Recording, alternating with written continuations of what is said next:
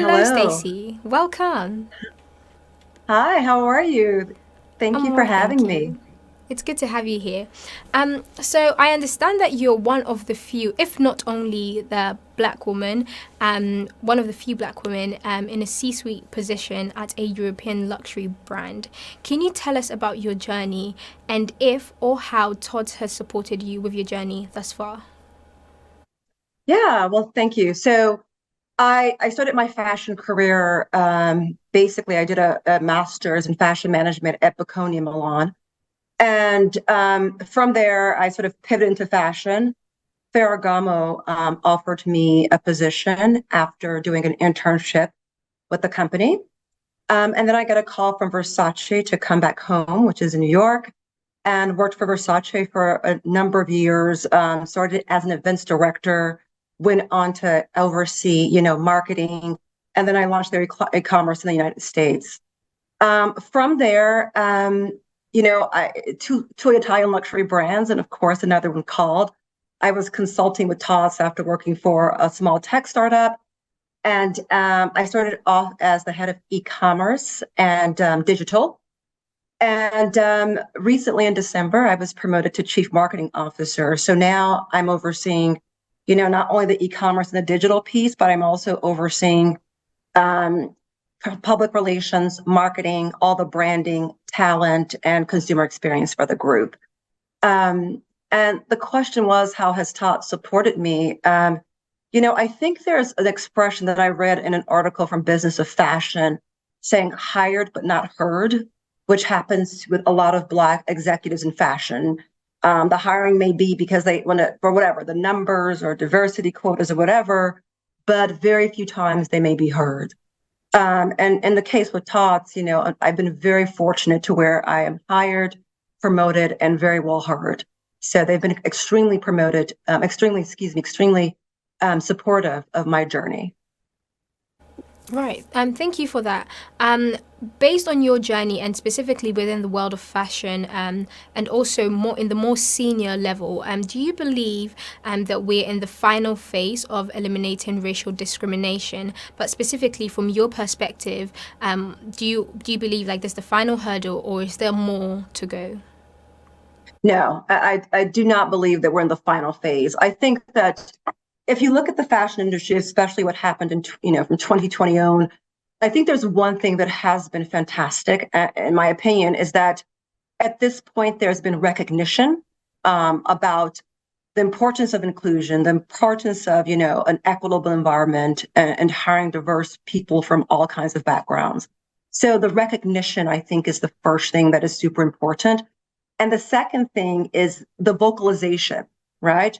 Because when I started in fashion 15 years ago, even though maybe it would have been recognized, we were not as vocal about it, not just us as, individuals of color or Black women like myself, but also just across the board. Even if it was recognized, it was probably something that was chatter. You talked to your friends about it at happy hour or wherever you went, coffee, I don't know.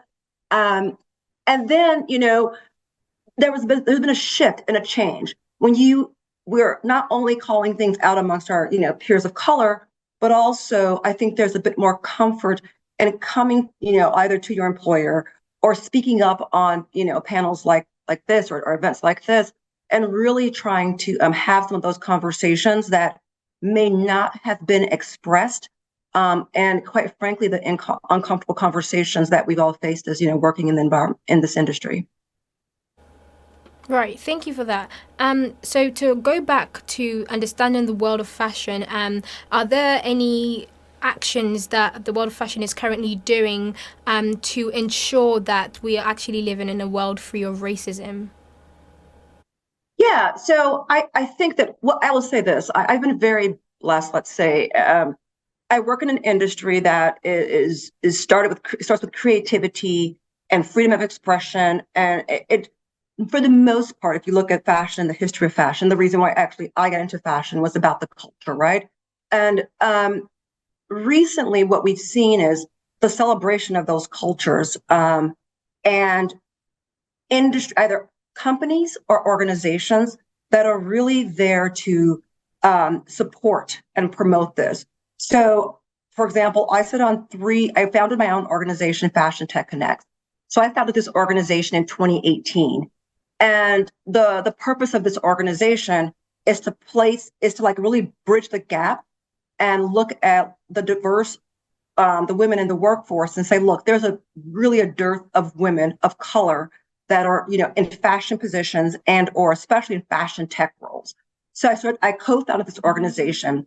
And the beauty is that when I send out, which I'm doing now, so plug to Fashion Tech Connects, when I send out emails to individuals, all colors across fashion, beauty, design, and say, guys, we really need companies to come on board and support these university students who are looking for internships. The feedback and the response I receive is phenomenal from all kinds of companies, both, established luxury fashion brands to tech startups to beauty brands. So that's one thing. I think the other thing is, I sit on two boards. One is the CFDA Black Advisory Board, and their mission, of course, is to promote Black and Brown people that are, working in the fashion industry and make sure their voice is heard. I also sit on the Fashion Scholarship Fund, and that organization has been absolutely remarkable. And for me, when I do things like this, I look for organizations, it's not for tokenism. It's really when someone really has the passion and the desire to really confront some of these issues that we face in the fashion industry and really have the fashion desire to support businesses of color and executives and designers of color.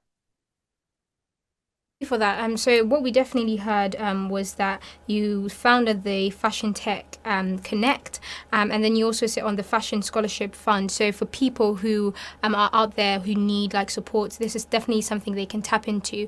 Apart from that support that's available, it's also important for people to feel inspired and empowered when thinking about the elimination of racial discrimination. Have you seen any examples that show us that this breakthrough is possible?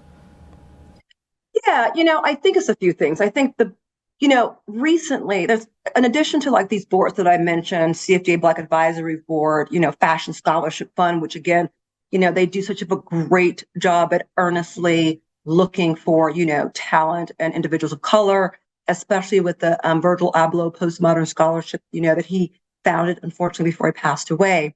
In addition to that, I also think that the inspirational parts, I've noticed an uptick of individuals, both Black and those who are not Black, to support Black fashion designers and Black businesses. Because I think if we look at it, there's one piece of it which we have the Black executives who are actually working in these companies that, entry level, you may see a lot, but then like most corporations, not just fashion, as, it becomes a C-suite level, then you may see a lot fewer people in the C-suite. I read a statistic the other day that I think, and this is not just fashion, it's everyone, 30% of white male enter into these entry-level positions, but then we have 60% of them in C-level positions, right? So I think that you have these organizations that are trying to really look at the executive piece of it and hopefully promoting, and making sure that we have Black executives in the C-suite. You also have, from a consumer point of view, a lot of consumers who are rallying behind Black and Brown designers or Black and Brown founded businesses and are there. I belong to a couple women's group, the We Suite, for example. And every so often, we're thinking like, oh, it's Mother's Day, or it's Mother's Day. It's, a Valentine's Day, the holiday period. Let's support these Black businesses. And it doesn't just happen during Black History Month, right? Which is important. It happens throughout the whole entire year. And this is a group of women, very powerful women, quite frankly, made up of all, colors and walks of life that are really rallying behind this support. I definitely want to pick up on something you definitely said about supporting Black fashion designers and Black businesses. Can you name some examples? Like, there's probably someone watching who doesn't know the names and probably would want to search them up, just look at the work that you're doing. Can you just name a few for us? Yeah, there are a couple that I've worked with. I worked with a designer called Cedric Brown. He makes beautiful scarves, beautiful scarves. Washington Roberts is another one who sent me some great designs. I love to mentor Chiari. If you haven't heard of Chiari and her shoes and what she brings to the table, definitely worth a look at that as well. And then there's Salone Monet. She has beautiful shoes that matches the skin tone of Black and Brown women. Right, thank you. So what would you recommend individuals do to support the world of fashion in its journey towards a more equal, just, and diverse and inclusive world? Yeah, I think it's super important to understand the motive, right? And understand what representation means, understand that, of course, we know that, especially with African Americans, with over $300 billion of spending power they spend every year, a little bit more than that now. I think it's important to understand, besides what makes good business sense, understanding how a diverse and equitable, fashion or not, what that means for your company, and being there to not only again use it as I check the box, I have X percent of Black and brown people in my company, but I'm willing to listen to them, I'm willing to respect them, and I'm willing to take their guidance. And most importantly, I think it is super important that we look at pipelines, especially when it comes to people in the fashion industry. And it's not just, your interns or your assistants, which they are fantastic and great. But I really think, we have to be a lot more intentional about putting Black and brown executives both in the C-suite, and I didn't mention this, but I will now, and on your boards. This is extremely important. Yeah, definitely. Actually, something that we hadn't probably thought about discussing, but from your perspective, what big difference does it make? It's almost like an obvious question, but what big difference does it make to have these Black voices specifically on your boards? From your perspective, like the work that you're doing, what difference has it made? And therefore, what difference is it going to make when we have more people on the boards? Yeah, I think that, I'm a very earnest and honest person, and I come these boards. Yeah, of course, it's an honor to be invited. I think I was probably one of the first to be invited on the Fashion Scholarship Fund board. But I think it's so important to just hear the voice and experiences. And I'm not going to say which board this was on, but recently we had a discussion about supporting Black and brown individuals, especially at the university level, and what that looks like. And, I'm typically a pretty private person with my personal life, but I had to give a story about my experience, from college. And it wasn't just like, yes, we should have or this or that. I specifically drilled down to listen. When I was in college, even though, at this moment I worked really hard and, I worked for a big Italian, company and that's going great. But I had to explain in great detail what it was like for a person like myself to reach to that level and why, because we were talking about equal playing fields. And I gave like a very specific example of my past experience about, in college, how, I had to put myself through college. I know many people do, even those who are not, of color or Black, but had to put myself through college and what that meant in terms of this evil and equal playing field. And I think because I could come from a space of not just saying what I think we should do, but my experience when I had to do to get there, I think it was quite moving for them to understand that something that was a bit more personal and the reason why sometimes these things that we just say, oh, but it's all equal anyway, or now it's 2023 and we're all great. But I think you just need someone that has a background that can actually articulate in grave detail what the experience has been to project them through their journey. Yeah, thank you for that and for elaborating on that specific experience. So if we now move from the board level just to think more generally about young people, if there was one thing you could say to inspire a young person who's watching, even probably myself, on their journey, what would it be? Gosh, just remember, I say two things. One, remember that they are people, if you work hard and if your work is there and if, you're honest about what you do and you do what you love, that people should be just as happy to have you in their environment as you are in their environment. I think when I was first starting off, I was like, oh my God, I'm just so happy. And I was happy and I was excited. But I was also remembering that I was also contributing in a big way to a company. And they were just as lucky to have me as I was to work for the company. Yeah. Thank you so much, Stacie, for joining us. Thank you for your time and your words. It's been really insightful. Thank you very much. I appreciate it. Thank you.